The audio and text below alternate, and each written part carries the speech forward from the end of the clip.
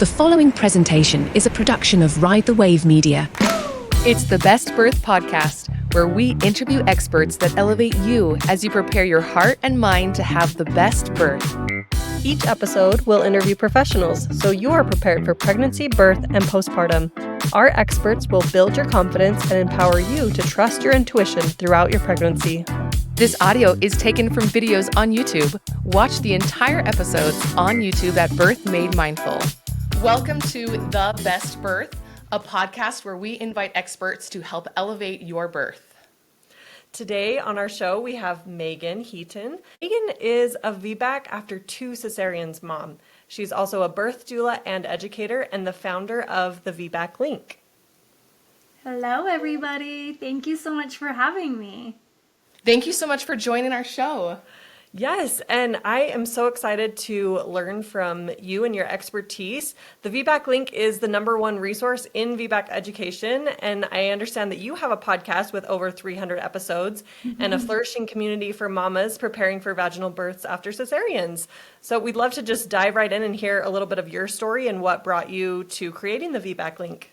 Yes, well, thank you again for having me. I love talking about VBAC. Clearly, I talk about it every week on the podcast, and I'm just really passionate because I've been through it, right? And so, yeah, let me tell you more about my story, which is kind of really where the VBAC Link began. So, like you said, I have had 2 C-sections. With my first baby, I was young.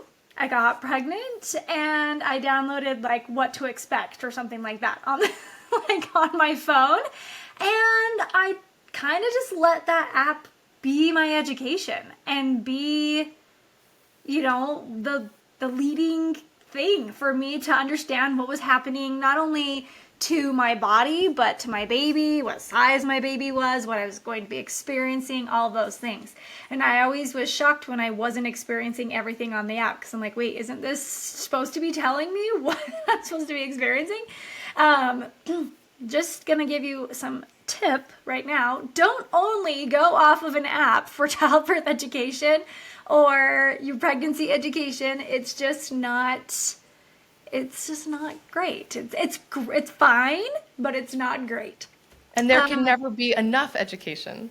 There really can't be enough education, and that's the hardest part that I had to kind of learn, is I thought I had all the education I needed right there in my little app because it was telling me everything, right? And then there was a forum in the app, so that was cool. I was kind of seeing people and relating to people. So I kind of just went off of that and found myself at 39 weeks, 5 days, and my water broke. And I was super excited. I mean, who's not excited when that water breaks? Because that is a sure sign that your baby is coming, right? But I didn't really have a lot of things happening. Like, I was kind of cramping every time I would get a contraction that I didn't even really realize was a contraction. I'd get a little bit more leakage, but that was about all I experienced after my water broke. But what I was told is if your water breaks, you go straight to the hospital. And now I know better, but that's what I did. I went right to the hospital. Super excited. We got our bags. We went in, and I was like, maybe a 1, maybe like a ½ centimeter. And they were just like, okay, here's your room. And they just like put us in this room. And I remember just kind of like hanging out, like thinking, okay, what's going on? What do we do? And so I just sat in the bed, and things did start to kind of pick up. And within time, they came in and they wanted to do another cervical exam, and I hadn't progressed super far. And again, hours and hours went by, finally checked again, and I was 3 centimeters, which seemed like really great progress. I went in, I say it was around midnight. My water broke around midnight, and then we went in around 1 or so, and it was like noon. And I was 3 centimeters and starting to finally feel contractions, and they were like, nah, this isn't happening. This isn't good. And I was like, wait, what? So they put me on Pitocin, and they were like, we have to get this labor going. So I started Pitocin, and oh my gosh, was not prepared for that. That little app did not prepare me for Pitocin.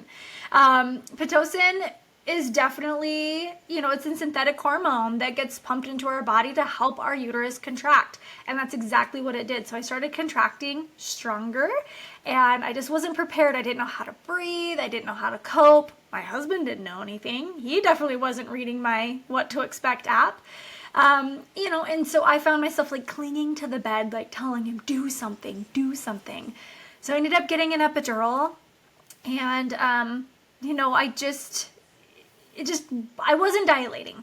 And my doctor just said, this isn't happening. I think that we need to have a C-section. And I just said, okay. And that's not what I wanted. I actually had talked to him about C-section in my prenatal just a little bit because my mom had a C-section with me, coincidentally enough with the same provider. So my provider was the guy who helped me get here. So anyway, I just didn't know what else to do. And my husband was like, we got to do this. Like, if this is what they say, we got to do it. So I said, okay. So they unhooked my bed and wheeled my bed down to the OR, and I had a C-section.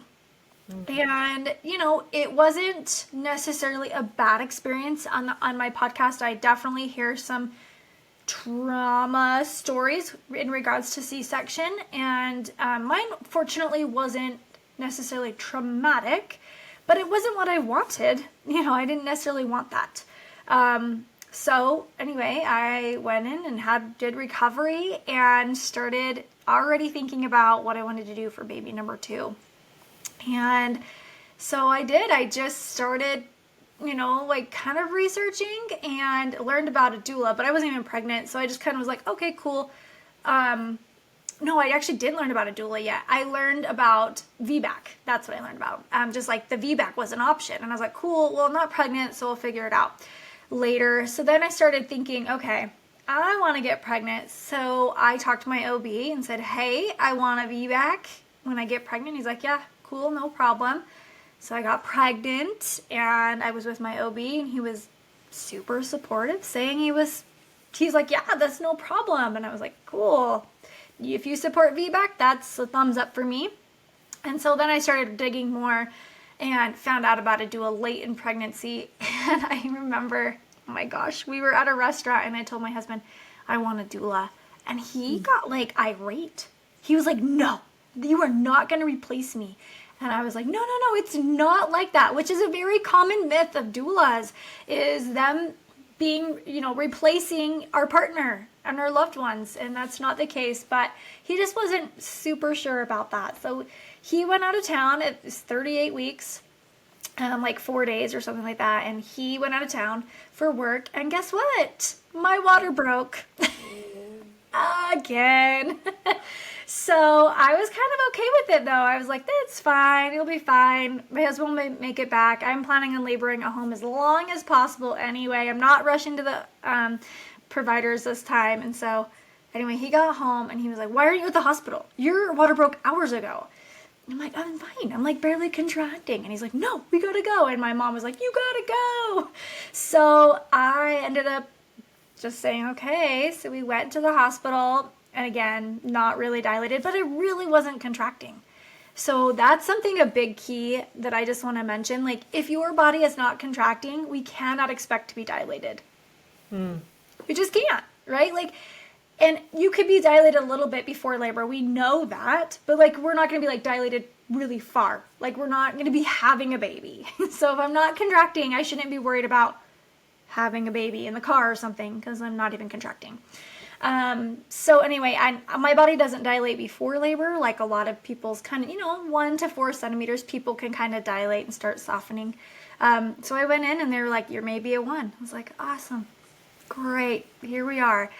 And, my nurse was amazing. She was also a doula.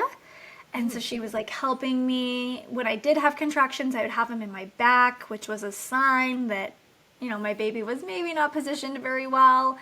And my husband was exhausted. He like crashed. He's like, oh, I made it. And like fell asleep in the little chair in the corner. And so her and I just kind of chatted and did labor a little bit, and yeah, I just didn't really dilate. I was begging for Pitocin. I was like, can I have Pitocin? Can I do something to help this labor? Because they were kind of saying like, oh, if this doesn't happen, then it's going to need to be a repeat C-section, right?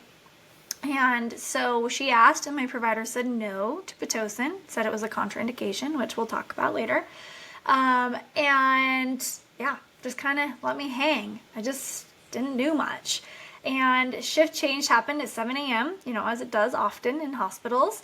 And my amazing nurse went away, and an amazing nurse came in, but wasn't the nurse I needed. She was like, all right, let's just have a C-section. Provider wants a C-section. He came in. He was kind of negative, kind of said, like, your body doesn't know how to do this. It can't do this. You just need a section, is what he kept saying. And I was like, I don't want that. Can you just give me an hour? And I never felt a contraction again after that. My body went into like freeze mode where everything just stopped. So I walked around for an hour trying to get labor to go, and it just didn't go. And finally my husband was like, can we just have a baby? You know, and he was kind of putting some fear into my husband. He was kind of saying some scary things. And so anyway, I walked down and I had a repeat C-section. And honestly, that birth was so healing in a way. It was not the birth I wanted, right? I really wanted a vaginal birth, but I got to be included in that birth so much. I got to watch my C-section, which I know isn't for everybody, but that was like really healing for me to really be included in what was happening and see in the mirror my baby coming up, right? So it was really good. It was good. Like overall, I really felt at peace with my birth. I was really grateful for my husband for remembering some of those things, like wanting to watch it and wanting to be part of it and having music and having just a better experience than just like being in a bright room with beeping, you know? And so anyway, so I had her, and I was in the recovery room, the post-op room. And I was breastfeeding her and just like smitten over this little baby, and started Googling how to become a doula. My priorities may not have been in the right place. I may have been a little distracted over here, but I did. I started Googling how to become a doula, and everything inside of me just lit on fire. And I was like, 1, I'm going to become a doula, and 2, I'm going to VBAC one day. I'm going to do this. So I decided to become a doula before I even left the hospital. I registered for my course and then enjoyed my little newborn, and started my journey right away. And I wasn't expecting that. Sometimes I have a little bit of mom guilt. You know how we get mom guilt sometimes, where I'm like, oh man, I should have probably spent more time with my newborn than like being distracted about a baby that wasn't even born yet or supporting people that I didn't even know yet. But I don't know, it's just where my mind went. I think maybe too, it was a little bit of processing, you know, the birth that I didn't get. So anyway, years later, I was already a doula. I was loving it. It was so fun. VBAC was definitely like a big thing for me, and I just wanted to learn more. So not only did I want to learn more for my clients, right? I wanted to learn more for me too. And so I just dove head first, started learning all the things about VBAC, the risks, the facts, really what does it look like? Does that big rupture word that they say really have like a really high rate, or is it low? You know, what are we doing? Anyway, and what I learned is a lot of positive things, actually, that VBAC is very safe and reasonable, that yes, uterine rupture, although that word is very, very big and scary, the chances are pretty dang low, like pretty dang low. And I never want to discredit anything or anyone that has had a uterine rupture. And I think that's really important to know, is like they do happen. And when they do happen, they are emergent. When they do happen, it's very rare that it's catastrophic, but they happen. And I don't want to make it sound like it's so low that they don't happen, because they do.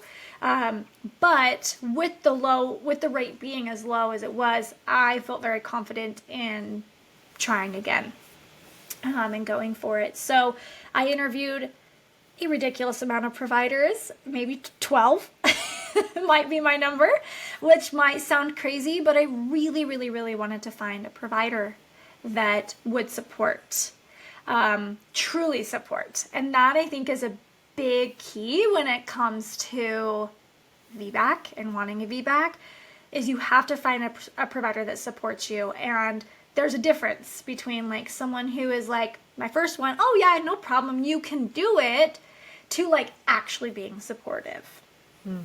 Right? And so I wanted to find someone who would tell me both the risks of C-section, repeat C-section, and VBAC. Because when we're talking VBAC, people only focus on VBAC. They don't talk about the risks of repeat C-section, which there are many. And we just don't talk about them, right? It's like, oh, it's fine. So, but VBAC is scary. And so I wanted someone to really give me both, because I wanted to know both my risks of both outcomes, knowing that VBAC could also lead to a C-section. I wanted to know that risk if I go in for a scheduled C-section versus a VBAC or a TOLAC, right, going into a C-section. So I didn't want a yes or no answer. I wanted to know how they felt about VBAC. How do you feel about VBAC? So if you are listening and you are interested in a VBAC, that is something I highly suggest you ask your provider, how they feel about VBAC. You're going to know within about a split 2 seconds how they feel and if they're really supportive. If they're like, oh my gosh, I love VBAC, it's so great, this is what's going on, these are the pros, these are the cons, right? And they're breaking it down, that's great. If they're like, it's fine, you can do it, but you have to go into labor spontaneously. You can't go past 40 weeks. If your water breaks, you have to come right in and be on a monitor. All of these restrictions, those are not so supportive answers, right? If they have a bunch of restrictions on you. So I did find a lot of those providers that put a lot of restrictions. And then I had some that I was like, okay, I could see you being supportive, but I'm going to kind of like keep going. And so I finally found a provider who was awesome. And at the time here in Utah, he was like the VBAC king. Like he was the one to support VBAC. And so I was like, done. I'm going to you. You are great. And I did. I started care and he was wonderful. Absolutely wonderful. But I attended an out of hospital birth at like probably 20 weeks or so. It was Christmas Eve actually. And this midwife just blew me away. And I was still a newer doula, so I hadn't seen a ton of out of hospital births at that point. And I just said after the birth, I said, can I come see you after the holidays? Like I would love to discuss my birth plans with you.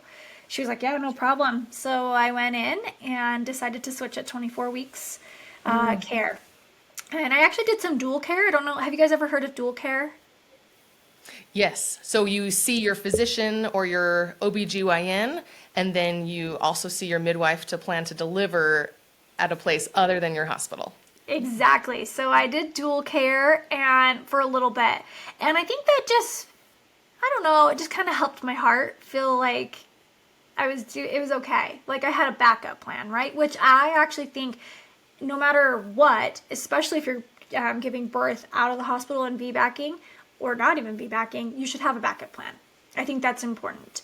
So I started care with her and it was just amazing. And I felt so supportive. And then as a doula, I had a couple doulas that were like, hey, I want to be at your birth really bad.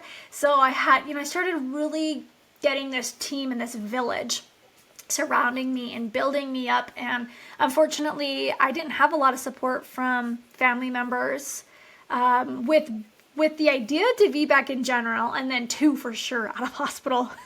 So I like kind of toyed with it and just like said some things about out of hospital. And I had one person like, you can't do that. And I was like, okay, I will not be sharing my plan.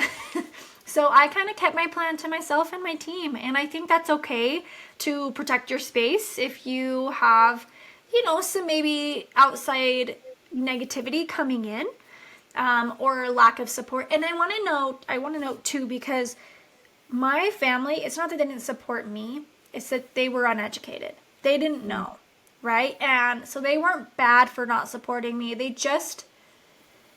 didn't know the facts. They only heard the scary stuff that they heard. And so I don't judge them for ever not supporting me or anything like that. It's usually the case with a lot of people. They just don't know what they don't know. So anyway, yeah, fast forward, my water breaks again. Go me. They say 10% of people have their water break, but I 3 for 3.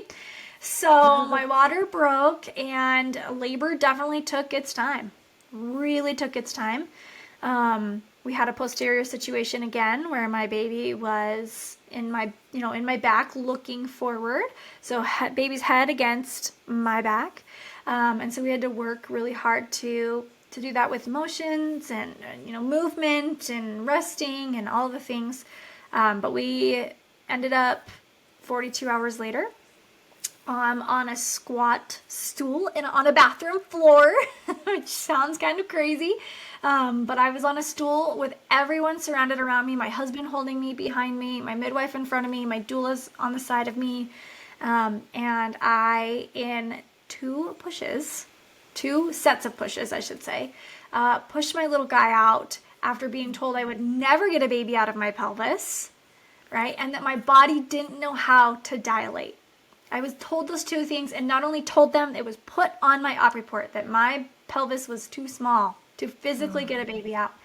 And so I had my VBAC, and it was just the most amazing feeling, and there wasn't a dry eye in the room. We were all crying. A lot of the doula community was following my story because I was pretty vocal in the community because I felt very supported in that community.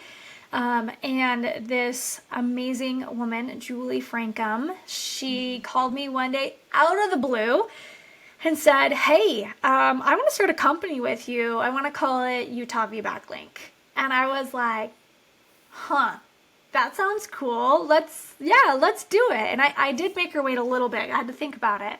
But we did it, and that's where the VBAC Link started. So it actually started as Utah VBAC Link. And as we started, we found that there was such a bigger need. There was such a bigger need outside of Utah. So then the VBAC Link was born, and we started a podcast, an education course, and love talking VBAC. Meagan, our hearts are exploding. Yes, to hear that. I have been told so many times your pelvis is too small. And so I have just been in the mode of accepting cesarean and never really considered that was an option because of what I've been told. So I love that you were told something and then you questioned it and you sought more education. That's incredible. Yeah, and I want to tell you, you are not alone, love. With a cesarean rate at 32.1% just a couple years ago, think about how many of us have been told our pelvis is too small, your body doesn't know how to do it, your babies are just too big, you just make too big of babies, things like that, right? Like we were told that. And when we are told that by a medical professional who did years of schooling, we can't blame ourselves for believing that. We can't, right? Like I'm not a professional. So, yeah. Well, and tell us, what were some of the things that you did to prepare for your VBAC so you felt that confidence because you were receiving a message that might have diminished your confidence? Oh, such a good question. And let me tell you, even after preparing, I might have had a little trigger during labor, actually. I triggered back a little bit and started doubting myself. So one, I got my op reports. That is a really big first step for anyone who has had a cesarean or cesareans who may want to explore the option of VBAC. That is a really big thing because we are often told one thing and in our op reports documented another, which is kind of weird to think about why we would be told something and documented another, but it does happen. And so we want to know really what happened in that cesarean. What are the reasons that they're saying these cesareans happened, right? Was it a fetal heart drop? Was it our pelvis? Was it something else, right? So getting my op reports, that is the first thing I did to prepare. And I went through them. Now, at that point, I was a doula, and so I had a better knowledge of what the terms went and things like that. But that's something we do at the VBAC Link too. We help people go through those op reports and understand what is being said and what was done. So understanding what they said, I think that's a really, really big first key. And then I think acceptance. I had to accept that those happened. Those C-sections happened. And I think that through that acceptance, I actually found gratitude and being really grateful for my body. A lot of people, when they doubt their body, they think negatively. My body wasn't strong enough. My body didn't do it. My body wasn't, created correctly or whatever, grew correctly to do this. Like, it's really hard what we can do, I think, as women in general, but when we're told these things by our providers, it's hard to put those things in our mind. So acceptance, be grateful for your body, and then start educating. So I started educating and really learning about those risks and learning about what the signs were of uterine rupture and, the risks of cesarean and, learning more also about my body and what the pelvis actually does in labor. Now, you guys, our pelvises are incredible. I actually have a pelvis right here. I just want to show you. Oh, this is perfect. I'm so glad that you have a demonstration. I do. And this is like, I have a little guy right here. So this one doesn't move as much. But look at this amazing bone structure that we have in our bodies. It does so much for us, right? We sit, we lay, we stand, we run, we jump, all the things. Guess what? It also births babies really well. But if we have any weird abnormality, so my pelvis specifically, don't know why, just does it, but my pelvis, I'm going to turn it this way so you can kind of see. My pelvis does this. This. My left hip goes forward. Can you kind of see that hole? Yeah. Okay, so my left goes forward all the time, and my right sits back. And then my sacrum, can you see what happens to my sacrum? It tucks under and twists. So when we are trying to get a baby out, I'm going to use my little one here. We're trying to get a baby out of this little space, and we have twisted things. Look what that space does. It makes us so much smaller, right? So we can't get a baby out as well when our pelvis is wonky like this, because our babies have to come down and rotate to come out. And so when everything's tucked and wrong, it just makes it hard. So I started chiropractic care. I was a little weary of chiropractors. I was like, they're quacks. That's what I said. I was like, they're a little quacky. But through my research of things to do with VBAC, I really found a benefit of chiropractors. So I started with chiropractor, and sure enough, he said, your left goes forward, your back goes back, your sacrum's all twisted. We got to keep on this. And when we're pregnant, we make extra relaxin hormones, and so our pelvis can get out of whack a little easier. Then it can make it so the baby can come down a little wonky. And when the floodgates open like my births, babies just come, and they can come down in all wonky positions, right? So that's another thing I learned. I'm more about positioning of babies. What the signs were that a baby was in a lack of term of, I should say, poor position, okay? And what to do. So as soon as with my water broke with my third, when all my contractions were in my back, I knew, oh my gosh, he's posterior. And then I also learned, oh my gosh, Lila, my second, was posterior too. So one, I didn't have time to get into labor with that one. I just wasn't given the time. But two, she needed work to help get on the cervix, right? Because if our baby's heads are not pressing on the cervix correctly, that's hard. So look, here's another thing. You can see that big part of the head, small part of the head. if our baby's head's right here on the cervix, can you see how less pressure is being put on our cervix because there's less head, right? So positioning, that's another thing I learned to prep. And then really mentally and physically. So I was eating better. I was staying hydrated. I was trying to work out and walk and stay physically fit. I was really trying to focus on my nutrients, making sure that I was giving my body and my baby the things that it needed to grow a healthy baby. So those were all the things I needed to prep as well. And then finding those doulas, finding that provider, those were all really, really key factors in my prep as well. And I remember learning, because I have a very similar story to you, although I only had one cesarean before my VBAC, my second baby, but both births were actually posterior. And so for my second birth, we actually went to the chiropractor an hour before he was born, and that was 28 hours into my labor. And so I feel like a chiropractor is the reason that I was able to have that VBAC, because he was able to open my hips and my pelvis in a way that could rotate the baby. But I do want to go back to the malpositioning. So if a baby is in the wrong position, how do you get the baby in the right position? Yes, such a good question. And I'm also going to even go a little bit back to what we were talking with the pelvis is too small. Usually when our pelvis is documented too small, or CPD, it's actually a baby's position.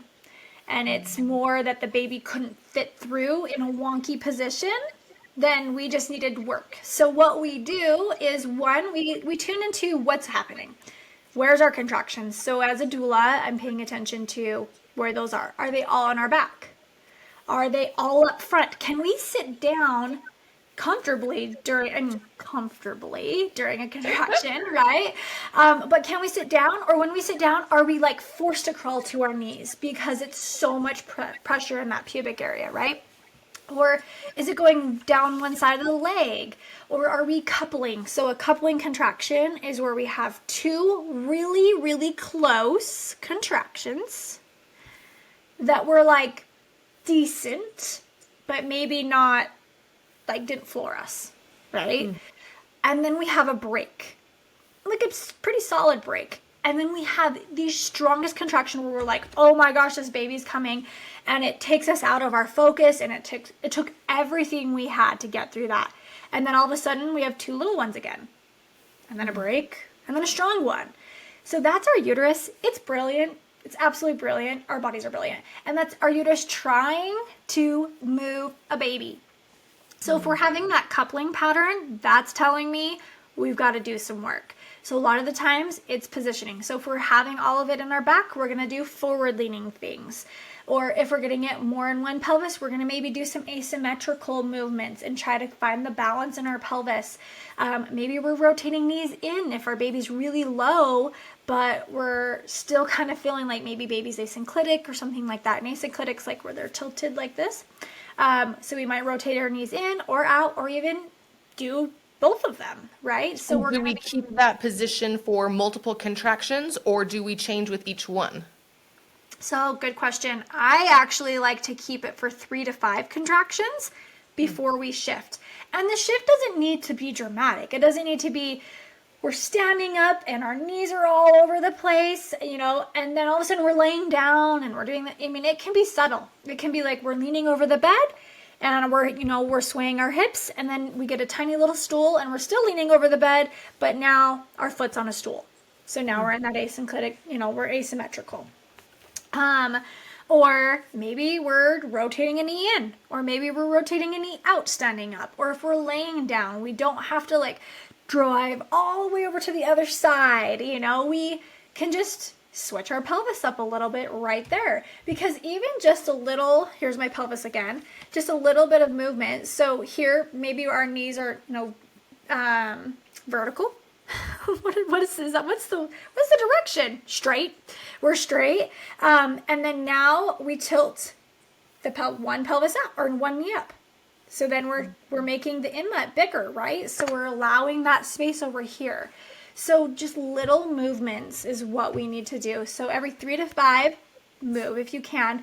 Now, if it is absolutely not tolerable to stay in that position, listen to your body. Move, right? Listen to your body. I think this is a great marriage between showing how science has advanced, and we've had other interventions that we've been able to use, but on the other hand, can we even it out with education and changing the positions and figuring out how to labor and all of those things? I feel like that's kind of what's been missing as we've advanced in science. Oh, yeah. Yeah. You know, I think in a lot of ways we've forgotten about these things like movement and position, and we're not paying attention to those as much as in like, oh, well, the baby hasn't come at this time, so it's time to go for a C-section. Your pelvis must be too small. Yeah. And what are some of the questions that we can ask to our providers during labor when it's presented that we might need to have the C-section? Okay, yeah. So, and one, I think the very first question is why? Why is the reason what's the reason you are suggesting a C-section? Is my baby doing okay? Is everything okay with the baby? If they say, yeah, baby's doing okay. Okay. Am I doing okay? Are my baby or I at risk, serious risk right now? If they say yes, then we have some things to talk about. If they say no, okay, we're okay. So what's the reason? Okay, well, your water has been broken for 18 hours, we'll say. And you're only 5 centimeters, and you've been 5 centimeters for 3 hours. Okay, so it's a progression issue. All right, what are the things we can do before going to the C-section route, right? And ask, have I only not dilated? Is that the only thing that I haven't done? Like, have I effaced? Has my baby come down lower? You know, have there other changes been being made? Because if that's the case, there's really no evidence on that. Like, if we're making change and everyone's doing okay, we can keep going, right? So kind of asking those questions, are we safe? Are we okay? Why? If it's just a progression issue, what other things can we do before we go that route? Can we start introducing Pitocin? Can we get up and move in a different position? And, you know, really kind of ask those questions that they need to answer to you, because it's called consent. So they need to be really telling you what's going on with your body, and before they just say, oh, you have to have a C-section. So asking those questions, what's going on? Are we safe? What can we do? And then you can also say, like, well, in this situation, what have you seen help? Right? And if they just say, oh, a C-section. Well, I don't know if that's necessarily fact. I mean, maybe that's how they're caring, right? And we're realizing that this provider may not be as supportive for VBAC as we thought. But maybe they can say, oh, do you know what I found is that we turn Pitocin off, give your body a break, let your uterine receptors clear out of Pitocin, and start over gradually. Or cut it in half and let your body get a break, and then start progressing that way. Or something like that. Like, okay, let's really talk about options, because if mom and baby are okay, there are typically other things we can do before going the cesarean route. Right. And what is the rate of cervical change that's required before we might understand that there is a problem or some sort of, like stalling with contractions?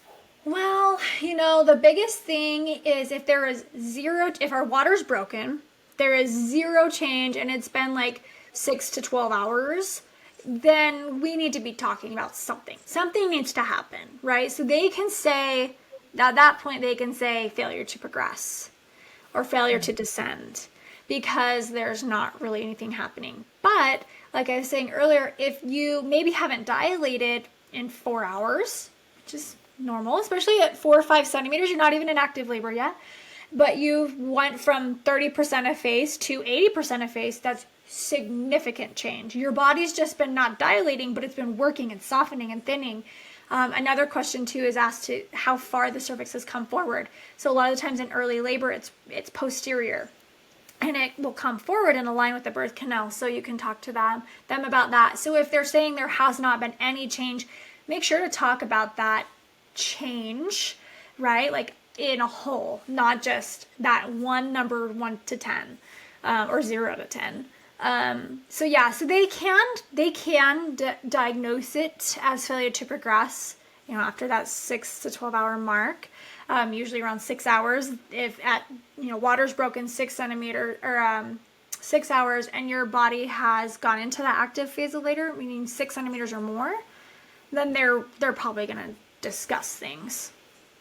And one thing, as I was studying for my VBAC, that was really apparent, it takes our bodies a lot of time to get into active labor.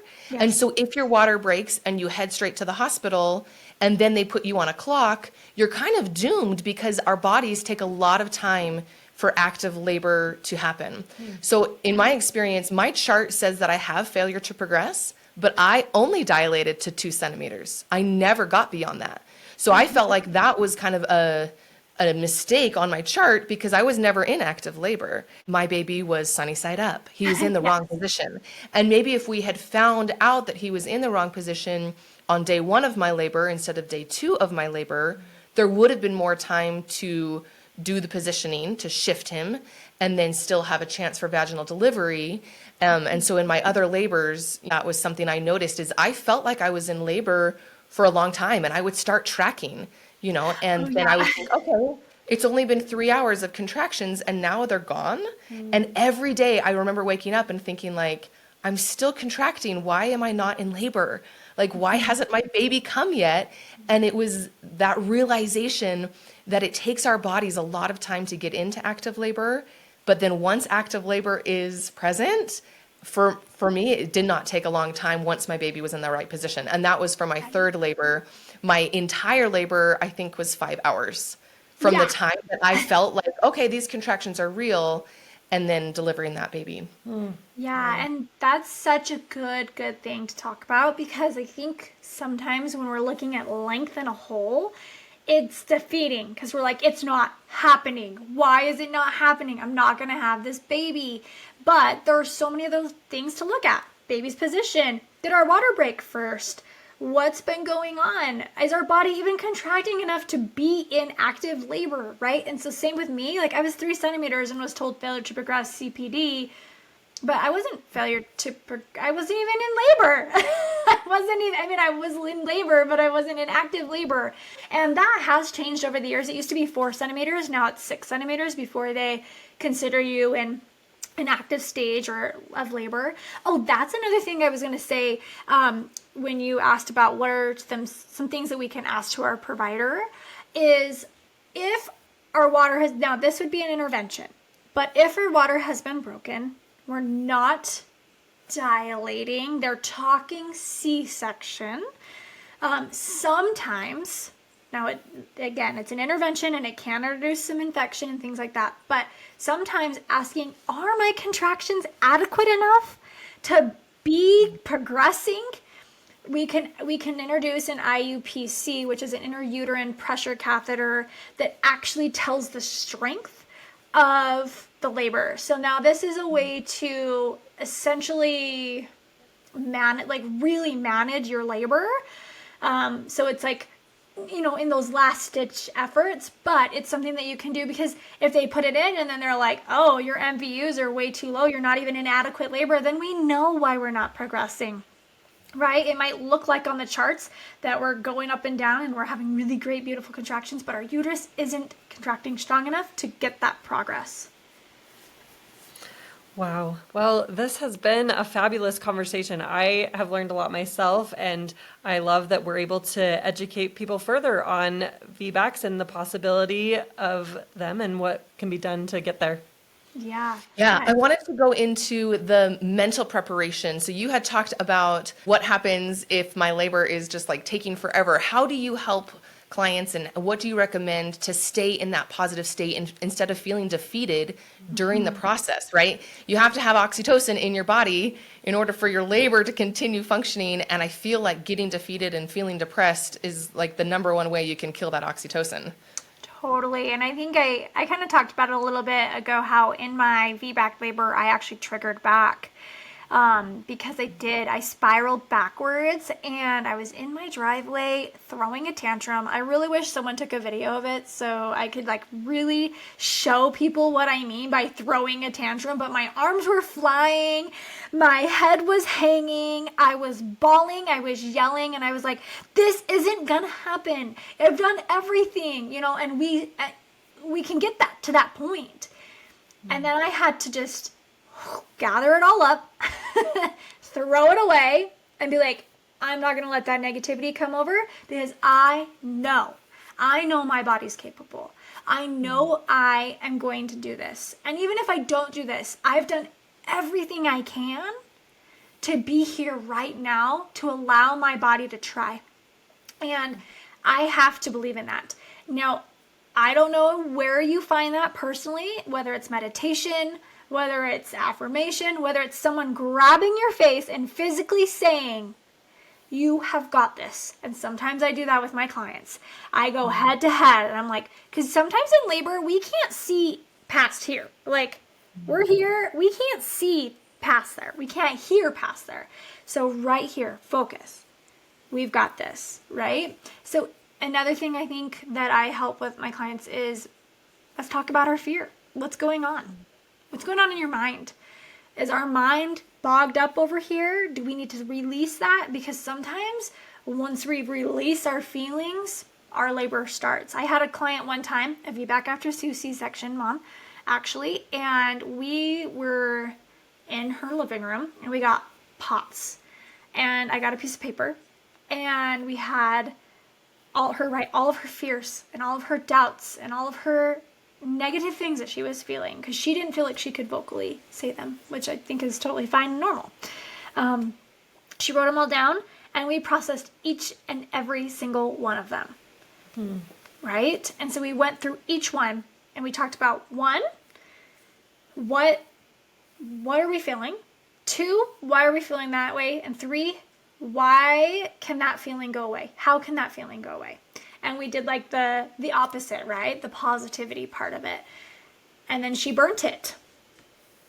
Physically, watched it burn and let it go in the pot. You guys, I cannot even tell you what happened to her body after we finished this. And with each one, she would be like, oh, like she was like stopping more. She was becoming audible. And I was like, yes, this is happening. Her body released that, that oxytocin again because everything was going away. All of that negativity that was stomping her oxytocin, going away. It went away. And that actually, I loved the book, The VBAC Companion, and I pulled a quote from it, which is perfect for your statement. The journey to a VBAC is not just physical, it is deeply emotional and spiritual. It's about healing, reclaiming, and moving forward with strength and courage. Yes. Oh, look, can you guys see my arms right now? Like standing, can you see those chills? Oh my goodness. Yes. Seriously, there's so much that comes with VBAC. And it makes me emotional thinking about it because I hate so badly that it has to be so difficult. I hate it. I hate that it has to be so mental because we've been stomped on, right? But it is what it is. That is a fact. It is harder to navigate through and it can be very emotional, but you can get through it. You can. And I want to point out too that like VBAC isn't right for everybody. Like we were talking about that before. Like my best friend, she had no desire to ever VBAC or even explore the idea of VBAC, which is totally okay. And I think that with the VBAC Link, what we try to do is educate on both sides so people know their options on both sides and can make the best choice for them. So it is spiritual, it's emotional, it's physical. There's such this journey. And in the end, you have to dial in to what you as an individual need for your birth, for your life, for whatever. What is your body saying? What is your mind saying? What is your heart saying? I love that, Megan. And I feel like that's the premise of our podcast, is to find the best birth for you, what that looks like. And you were a great example of showing how each birth was a little bit better. Your second cesarean was better than your first. And I think that's the goal, is just to get to a place where you are happy with that birth and you've done all that you can do. You've got the education, you have backup plans, and just the support you need to continue. Yeah, a lot of people ask me what my goal as a doula is. And, I always just tell people to help people have the best experience that they can have, no matter the outcome. No matter the outcome. Even if it's a cesarean, even if it's an assisted delivery, whatever that outcome is, we want to try to help that be the best outcome, for the best experience for them, no matter the outcome. Megan, thank you so much. You are an inspiration. I'm so grateful for the work that you're doing, and I hope that our listeners can find all of the resources, the education, the services that you're providing at the VBAC Link. We will have some links in our show notes that will lead people to you. Are there any other resources or tips that you want to share with us before we close today? So resources, I would say we have actually a private community on Facebook that I think is such an amazing place to be, because we're a whole bunch of like-minded people who are also looking to see what the best option for them is. So you can find it at the VBAC Link community on Facebook. If you don't answer all the questions, you don't get in, just saying. We just will not tolerate anybody that doesn't accept all the rules. My biggest thing is I want to tell people that you can. So there are a lot of people that say you can't do this, you can't do that, you shouldn't do this, whatever. Or I will let you do this. If you don't want to do something, don't do it. You can do what is best for you. Stand up for yourself. You deserve it. No matter what that is. Thank you, Megan. Well, before we close our podcast, I have Haley, who is from our mom squad, and we just have a secret that she is wanting to share. And she says, while birth plans are awesome, be prepared for anything, just like we touched on in the interview. She had a high-risk pregnancy, so she was in and out of appointments, unsure if she would have the baby that day or if they could wait one more week. But she was prepared for anything, and that it wouldn't go according to plan. But like you said, as long as you have those resources, as long as you have thought through the things and got the education, it'll be okay. Yeah, Okay. I love that she said that. That really is, be prepared for anything. Megan, thank you so much for joining us on the Best Birth podcast. Thank you. Thank you. Thanks for joining us on today's episode. We hope you've been elevated and inspired by this week's expert. Subscribe today so you never miss an episode. And please share our podcast or post on your social media so that other moms and dads-to-be can also have the best birth. Please note that the information provided is based on the expert's insights and personal experience. It is not intended as medical guidance. Please seek the advice of your medical provider as it applies to your specific condition.